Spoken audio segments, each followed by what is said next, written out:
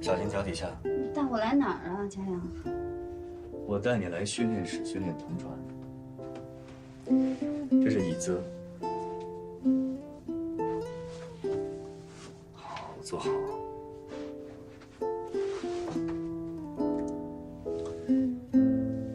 戴上耳机。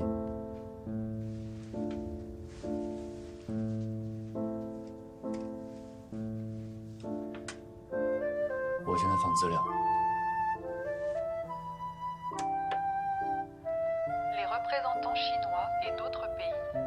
中国常驻联合国瑞士办事处以及其他国家组织代表出席。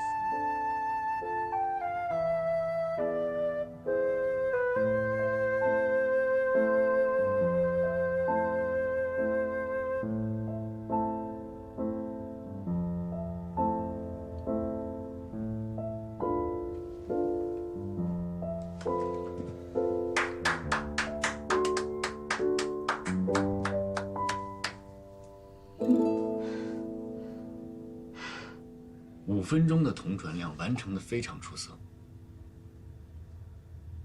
我是同传监，我完成了翻译工作。我早就说你没问题，你的心理障碍不是同传，是这个同传监。那我以后同传能不能都戴着眼罩啊？当然不行。真正同传的时候，你得随时看着搭档的嘴型，随时要做好准备顶上，还要看紧急资料。就算你戴着眼罩，谁扶你进同传箱啊？你这不是给搭档制造负担吗？所以我说我还是不行啊。谁说你不行了？咱们已经取得了初步的进步。我们现在能确定的是，同传箱里的视觉呈现是你心里的障碍。那么接下来，我们要找到是哪一部分。其实同传箱没什么特别的，就是铝合金板搭成的。你是不喜欢它的窗户，还是不喜欢它的门？没有啊，不是啊。那是，我们来想啊，你从外面进到同传间，关上门，插上插销，然后坐下。佳阳，我坐在这儿，看着前面一排一排的座椅，我就觉得特别紧张。座椅？你是觉得你在大会场翻译会紧张？你不应该怯场的呀。不是，是，就算我现在坐在这儿，座椅上没有人，我看到都会觉得很难受。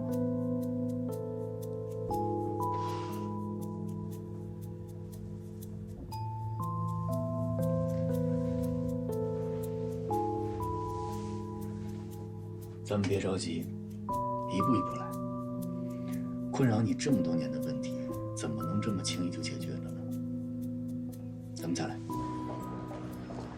你慢点儿，你快点，来不及了。急什么呀？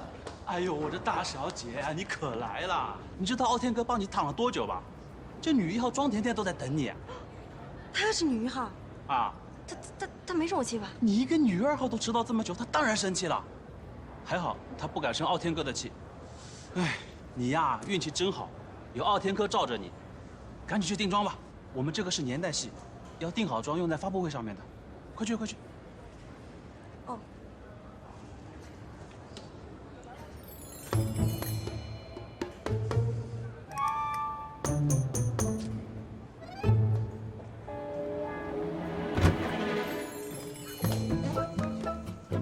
傲天。天怡，来了。哎，甜甜，甜甜来，我来介绍一下。这位是我的师妹，你有我的姐姐。甜甜姐你好，我看过你的戏，可喜欢你了。谢谢，这妹妹人好可爱，傲天哥这样的人戏一定不错。什么戏挺好，看是因为人太好。去化妆。化妆。哎，化妆。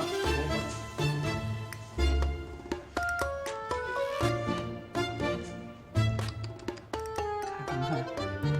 看小白脸，蓝盈莹；这一看我，死鱼一瞪。不仅仅使2个国家受益，而且惠及全世界。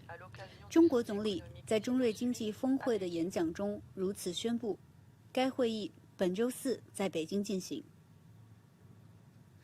OK， 我找到问题的根源了，你就是不能看见会场，这个问题好解决。可是同传怎么能不看会场呢？我要关注发言者的反应啊！你看，你又着急了，一会儿脆弱到觉得自己根本进不了同传箱，一会儿又想马上解决问题，哪那么好解决啊？哎呦，那到底什么时候能解决问题呀？切勿急躁，我是你的导师，我都不着急，你着急什么呀？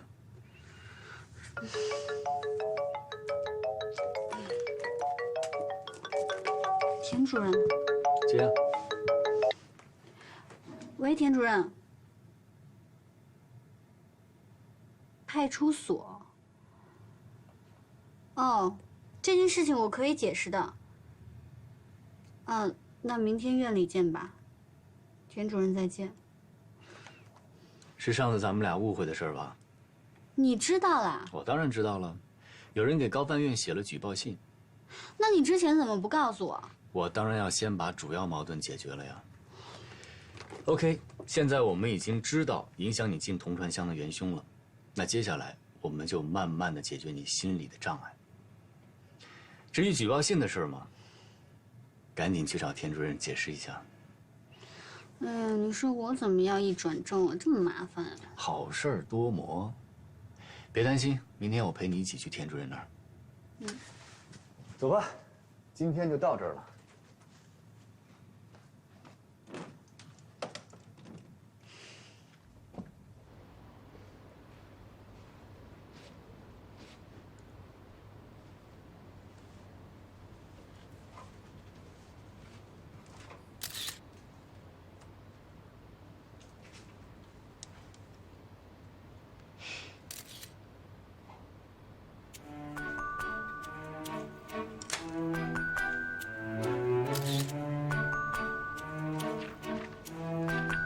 喂，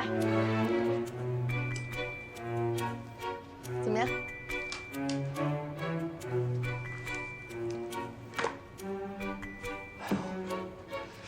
这真有点亮瞎我眼的意思。这小脸儿，得抹了2公斤粉吧，都能砌墙了。还有你这血盆大口、蛇精头的，想吃葫芦娃呀？你懂什么呀？这叫民国装扮，大红唇那叫复古，知道吗？为了整这么一桩，我从早上弄到晚上，我容易吗我？看着是挺累的。哎，那什么，晚上吃饭去？你去吧，人家约了傲天晚上去他的房间，他点了大餐。哟，还订个大餐？那你还上赶子送什么外卖？你有病吧你？说话那么难听。我可不有病吧我一公司老板给你当助理。我走了，别等。哎，你别走啊，你还得送我回去呢。有小白脸吗？你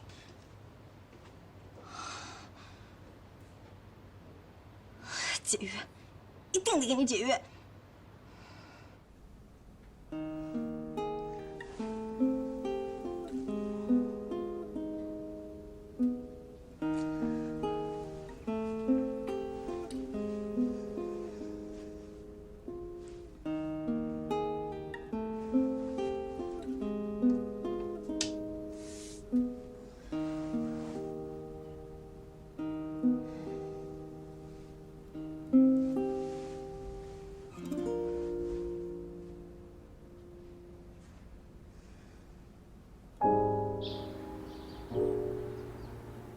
主任，我真的从来没有做过任何坏事，来上海这么久，就因为这次误会进了派出所。后来警察也调查清楚这是误会，就放我出来了。主任，我也是当事人，我可以作证，乔飞说的都是真的。写匿名信的这个人就是在嫉妒他，无中生有，就是想污蔑他。如果是这样，放心，高翻院会查清楚的。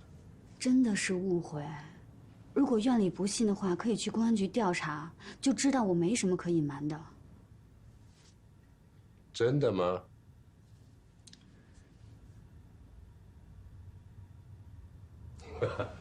乔飞啊，请你来解释举报信的事儿，不是因为我们不信任你，而是需要对高翻院的正式职工的人品素养有一定的了解。正式职工还没听懂吗？转正了呗。恭喜你啊！这回啊，要求特别严格，层层筛选。陈家阳他们组只有3个实习生转正，你一个，杨艳一个，吴明一个。真的，我们都在一组啊？对，今后你们和陈家阳、李雷、韩梅梅在一起，今后的工作任务啊，交传和同传并重，你有没有信心？有信心。哎，家阳，我问乔飞的又不是问你，现在他不是你的实习生了，是你的同事了，得尊重人家的意见。同志，表个态。乔飞啊，交传同传并重，你有信心吗？主任，我会努力的。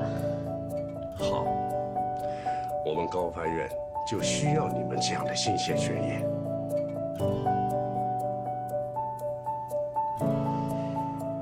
恭喜啊！恭喜3位新同事加入我们的团队啊！过5关斩6将不容易啊！实习期间呢，你们跟他混得很熟了，我就不一一介绍了啊。说件事儿啊，关于有人举报乔飞认为他不应该通过审核的事儿，院领导对举报内容进行了核实，结论是不属实。具体情况我们的网站上都有通报的。下面请陈主任给你们交代一下啊。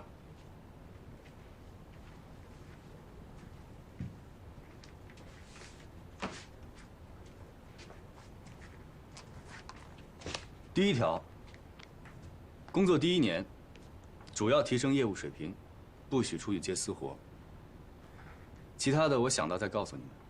小飞，把会议录音整理出来翻译给我。你们2个把这些翻译完，互相校审过以后交给我。我们怎么做？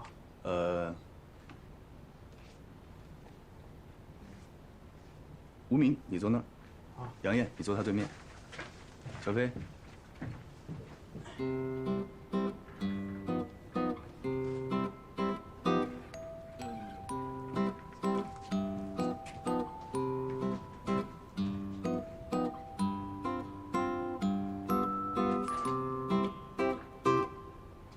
建宝，你看，经调查了解，有关转正人员举报经不属实。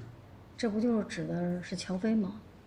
嗯，你说这诈骗的消息是从哪儿来的呀？啊？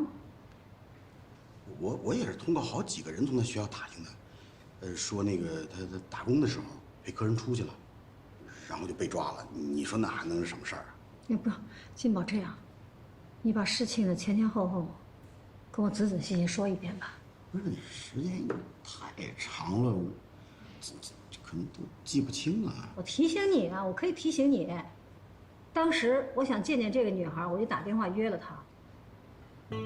后来呢？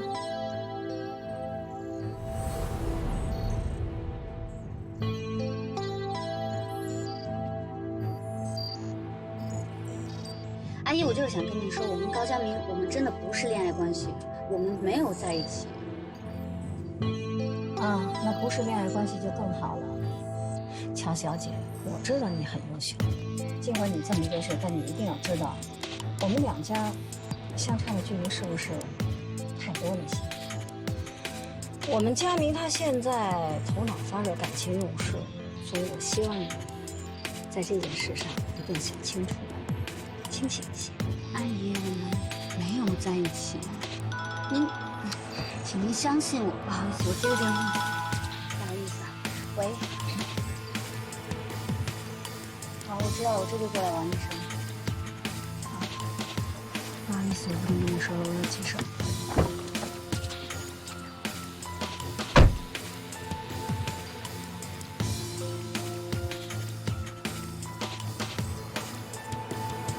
金宝，金宝啊，佳明和那个女朋友的事情，你帮我去解决一下吧。佳明呢，挺在乎你的，他妈妈呢又特别在乎佳明，所以你现在变成了我们必须要关心的了。我来看看你，也是来想了解一下。最近你们家里是不是谁生病了？你遇到了什么困难呢？我们家的事情我自己可以解决。一个女孩子，经济毕竟有限。佳明的妈妈是个企业家，你应该知道，钱对她来说不是很大的。叔叔，其实上次我跟阿姨聊的时候，我该说的都已经表达清楚了。我跟佳明之间，跟你们家之间都不存在任何钱的事儿。我知道您担心的是什么。我跟佳明只是普通朋友，我会去找他解释清楚的。是吗？你要是这个态度的话，那我就放心了。佳明出国几个月了，很快就要回来。我们都不希望他被这件事儿影响。其实佳明对我一直很好，我很感激他，但是我心里压力也很大，我也承受不起。你们是他的家人，也帮我多劝劝他，让他别再这样对我了。那工作时间我就先回去忙了。10万？当年我是银行的你，我刚给了你20万。叔叔，行，我现在有事儿，等我回来再说。乔小姐，您刚才往我卡里打了10万块钱是吗？有些话说的太明了就没意思。我觉得没什么不能说清楚的，钱我已经给您退回去了，您查收一下吧。退回来了？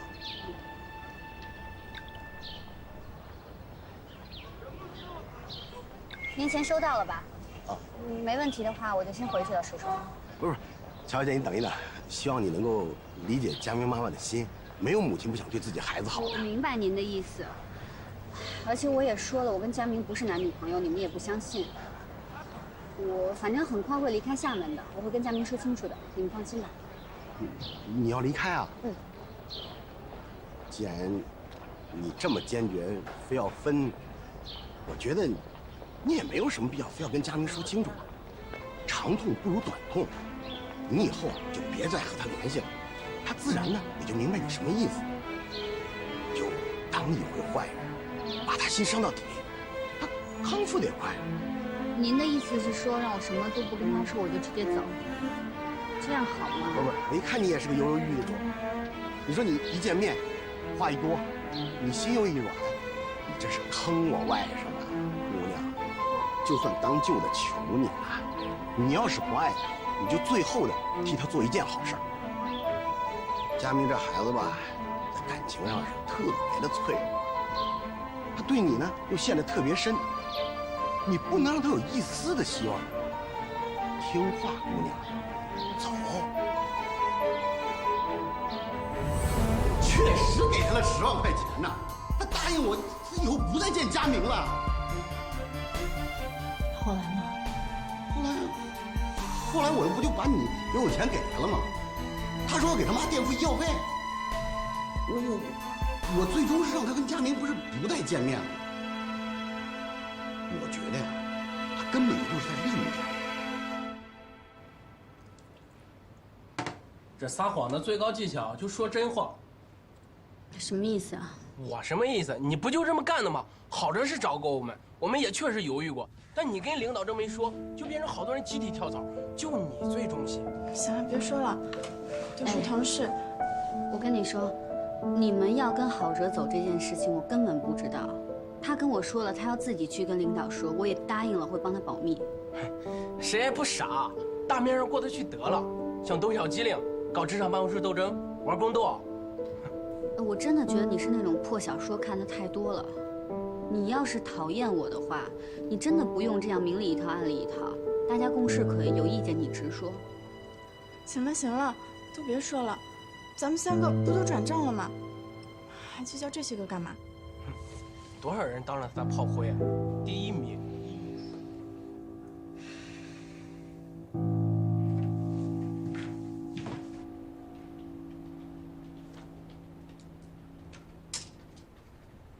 喂，我先撤了啊。嗯，我把这档弄完，我也撤了。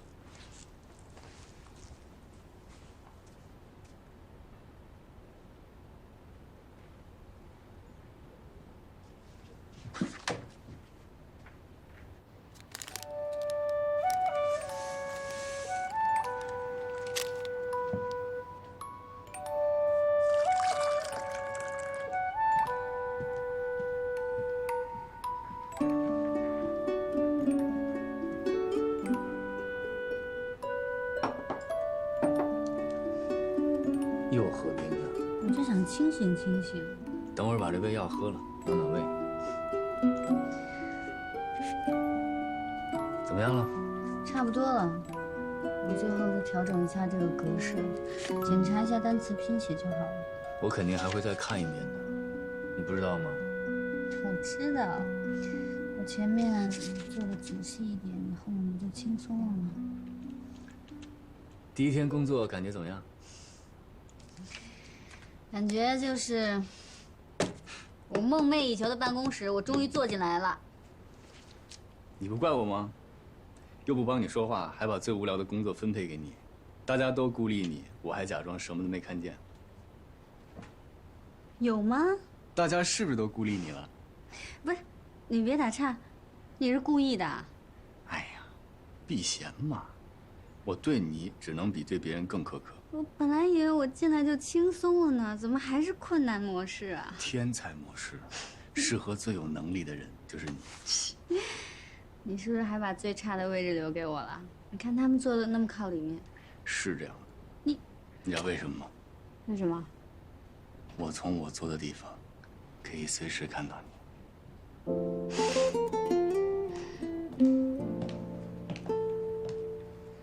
佳阳，下班了吗？小华，你回来了。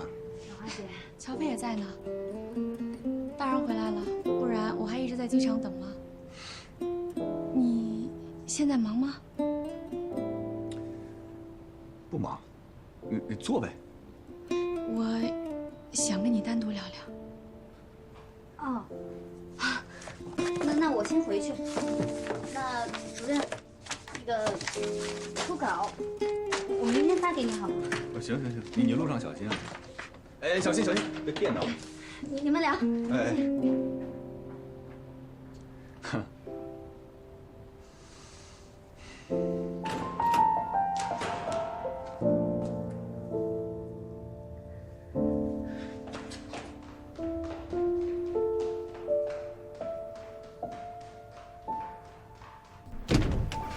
那天我等了你一会儿就先走了，后来你去了吗？怎么不接电话呢？佳阳，我认真想了想，是我太注重形式，太想要一个华丽的开始。可是万一书没寄到呢？万一里面的纸条丢了呢？万一你看到的时候就已经晚了呢？或万一你出差了呢？那我们岂不是又要错过了？小华，其实那天我没去接你，我是希望你幸福。既然你已经跟周南结婚了，我觉得婚姻不是儿戏，你们应该好好去磨合。所以那天我才给文叔叔打电话，让他去接你。后来他去接你了吗？那天我回家以后才知道我爸去接了我。我这人就是没什么耐性，说要等你1个小时，结果等了10几分钟就走了。走。那就好，我还怕你一直等着呢。佳阳，我记得你跟我说过，爱一个人不能错过。对啊，所以我遇到了我不能错过的人，他也不想错过我。我好像错过了很多事。哎，你和周南……他叫什么？乔飞。乔飞？就刚刚离开那个乔飞？先别跟别人说啊，我们还是保密阶段的。你们不会是玩什么地下情吧？不是，乔飞费了很大的劲儿才转正的。我如果现在让高翻院的人知道她是我女朋友，我觉得对她不公平。我不想让她一直活在我的影子里。佳阳对女朋友可真体贴。爱情的确是一个美妙的东西，能让人变得温柔。好了，我没什么事儿了，我来就是见你一面，告诉你我回来了。那我赶紧去找乔飞吧。那咱们改天见。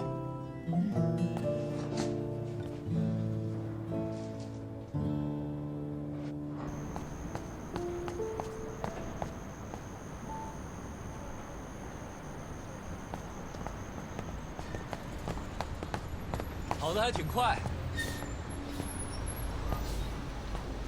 我还可以走得更快。为什么自己走了？小华是可以知道的，咱们不用瞒着他。可能我是习惯了吧。不是说好先不让高发院的人知道吗？而且每次见到文老师，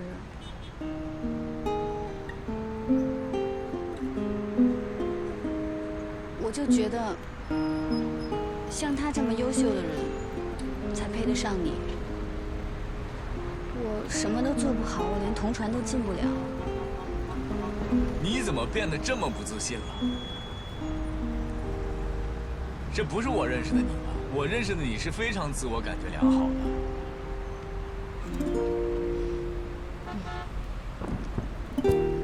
其实我每次见到文老师，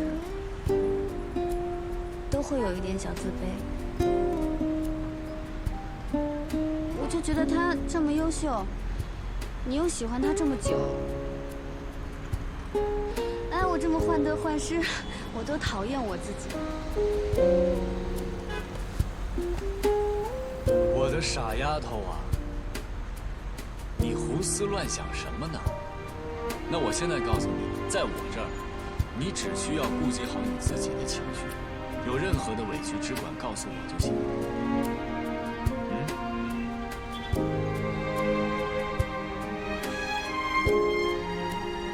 明天我就打算回家里告诉我家人你的存在。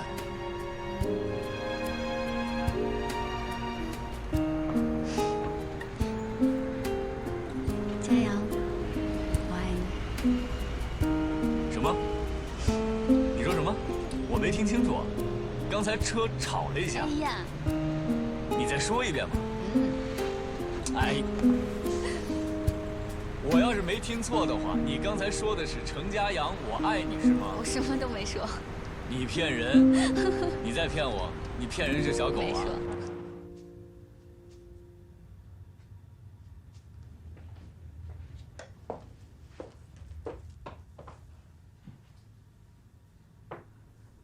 我决定了。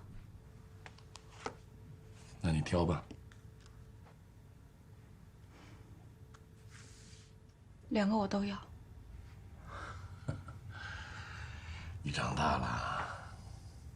婚姻和感情不是一码事，懂得这点，也不是一点好处都没有。我总得抓住点什么吧。你记住了，情场和生意场上获胜的秘诀都是舍得，有舍才有得呀。那我什么时候可以开始工作？随时啊，你也可以先去旅行啊。反正现在有没有什么要紧的事情需要你做？那就先从甩包袱开始吧。医院的项目不会再投了，赔本赚吆喝的买卖我们干不起了，还有海外的矿业，都不是我们熟知的领域。就算是赔钱，我也打算把它卖掉。你可要想好了，如果现在追加投资还有可能翻身，卖了那就很难东山再起了。您熟知的是进出口，我熟知的是吃喝玩乐。你又选了周南，嫁给他，我也学到不少。现在国内红酒热，瑞士10欧以下的红酒进入国内超市就能卖200以上。我打算把矿卖掉，去瑞士收购一些小酒庄。好，放手去干吧啊！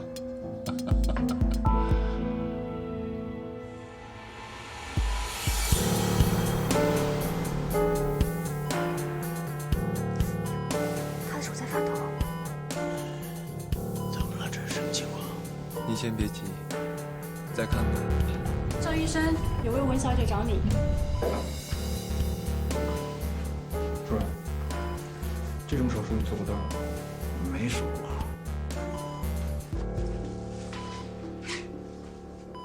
Je peux essayer.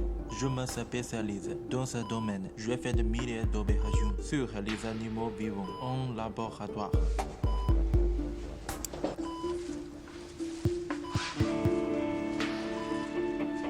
你行吗？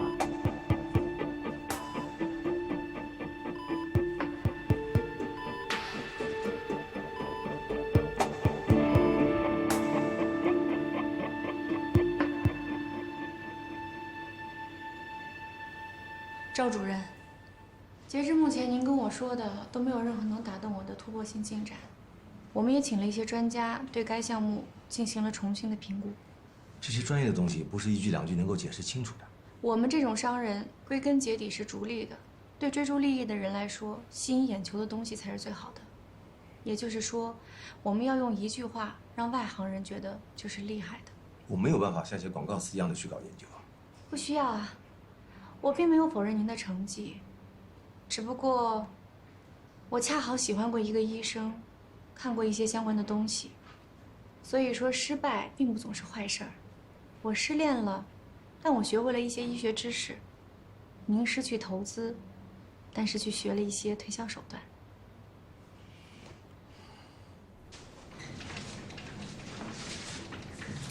刚才怎么回事呀？太惊险了！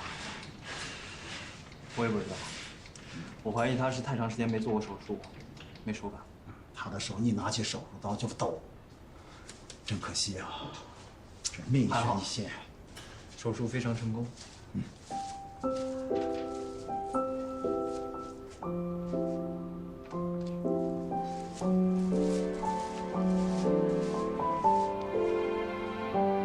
写的什么呀？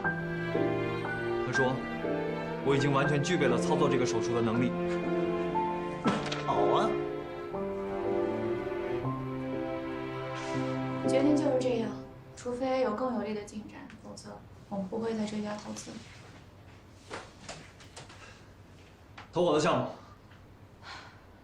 不必了。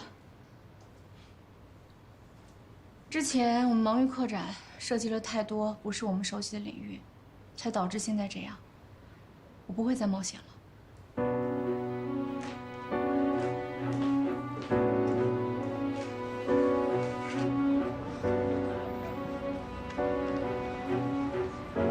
光我们医院一年就要做300多例的脑部手术，你不想想，全国有多大的市场？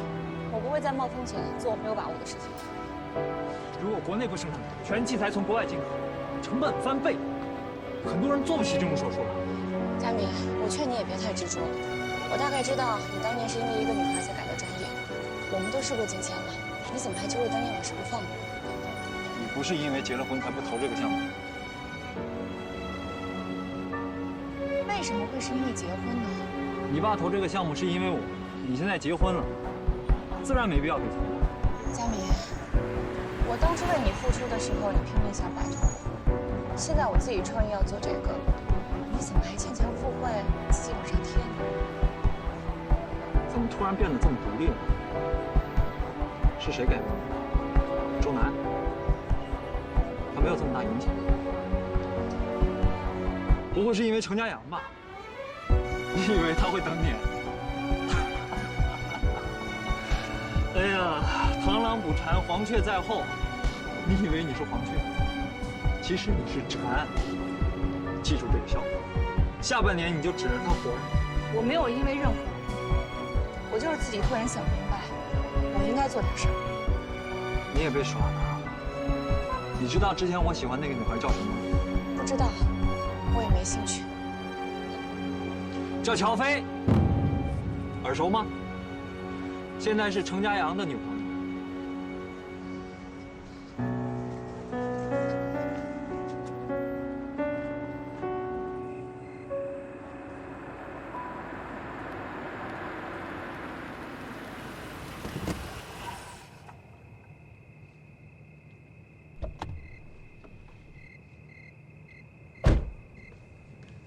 怎么不进去啊？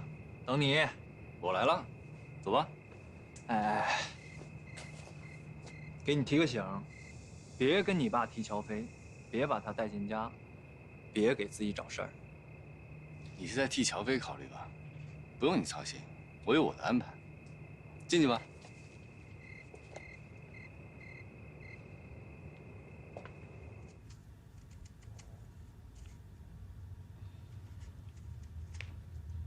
你手术的事我知道了，很好，谢谢。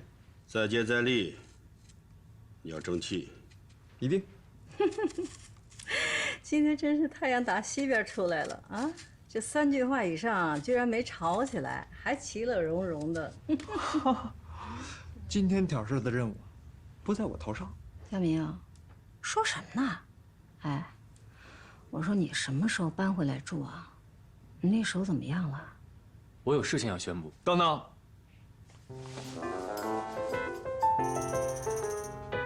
背着。倒水去。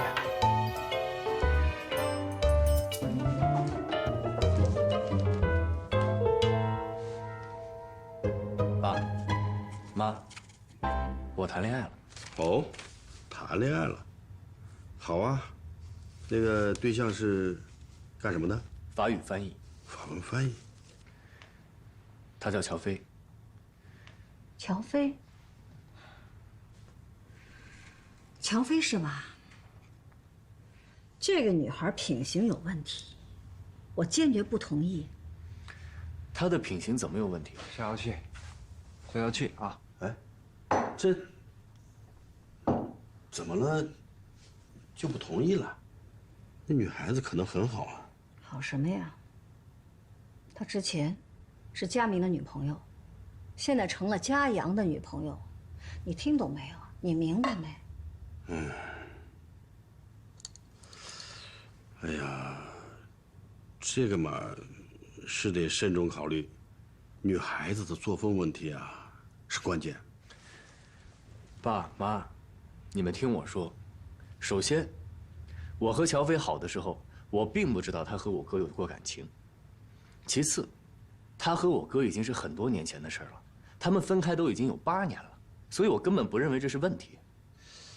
哎呀，这事儿我觉得啊，只要你们3个人都说开了，其实也没什么。我持中立态度，我不是老封建。这不是老封建的问题，这个女孩就是在利用我的2个儿子。之前佳明就是为了她，把好好的专业给放弃了，哎，非转换了专业。现在呢，他又冲着佳阳去了，为什么呀？不就是要进高翻院吗？不就是冲着你的大名吗？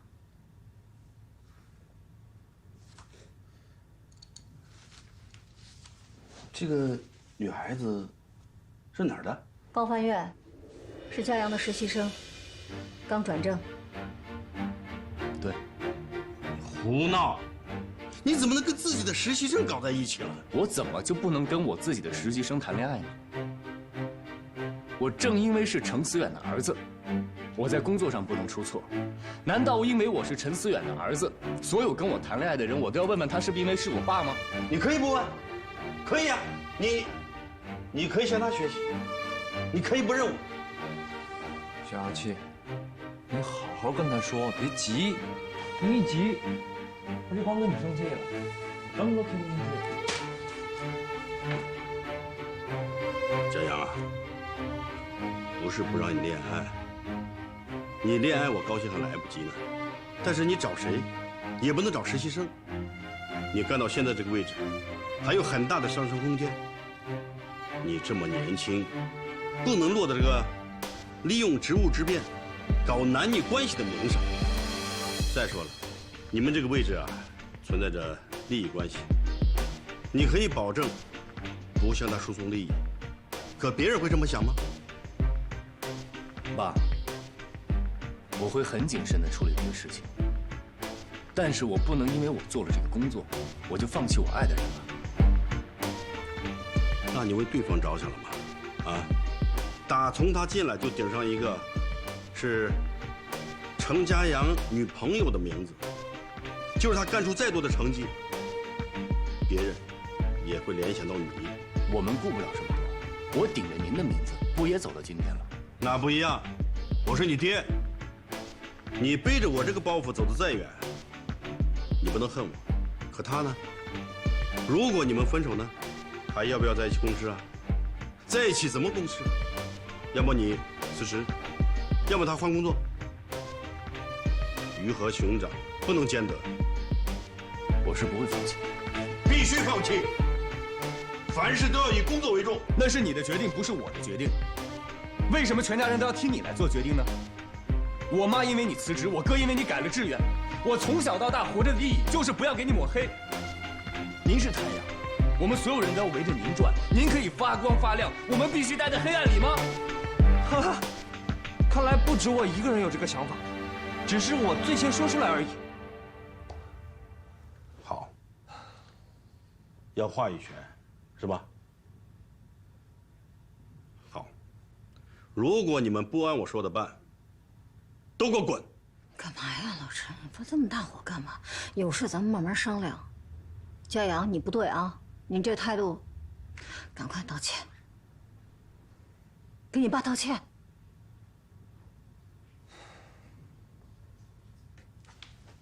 佳阳，你不要叫他。我和他不一样，我下个星期还来哟。去。我告诉你啊，从今往后，你不要再管他。能不管吗？自己的孩子，别生这么大的气，慢慢做思想工作，我必须给他给做回来了。